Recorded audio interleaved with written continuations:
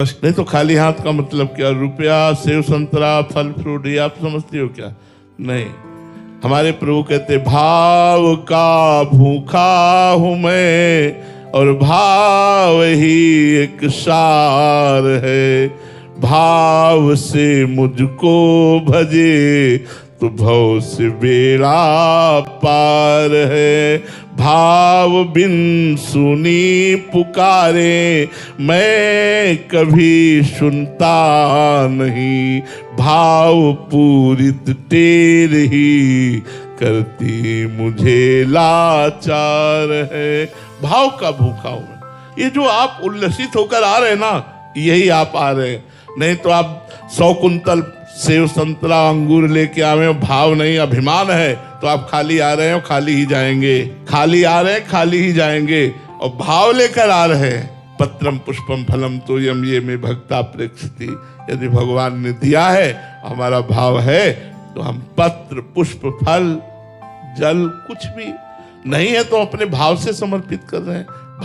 भाव हम सामने गए और उनके चरणों में अर्घ समर्पित कर रहे हैं। चंदन है, कुछ नहीं समर्पित। तो हम तो उत्तम बात समझते हैं, आपका मन चाहिए, इससे बढ़कर कोई भेंट नहीं होगी। पत्रम पुष्पम फलम तो एक तुलसी दल है, एक चुल्लू जल है, एक कोई फल है, एक कोई पुष्प है। यदि हम चरणों में अर्पित करते हैं तो भगवान कहते हैं भावपूर्वक अर्पित, भक्ति पूर्वक अर्पित करने पर मैं उसे खा लेता हूं, मैं उसे स्वीकार कर लेता हूं। हम भाव रखें, भाव ही मूल बात है, ये वस्तुएं मूल बात नहीं है। देखो एक उसमें दोहा में कहा गया है, अगर माया और अभिमान का त्याग करके हम भगवान और भगवान के भक्त वस्तु के भूखे नहीं होते, भाव के भूखे होते। सुदामा जी के तंदुल भगवान ऐसे पा रहे मानो जन्म जन्म के भूखे हों। रोज 56 भोग लगता है, कभी द्वारिकाधीश ने वाह नहीं कहा, आज वाह कह रहे सुदामा के तंदुल पागल, वाह वाह।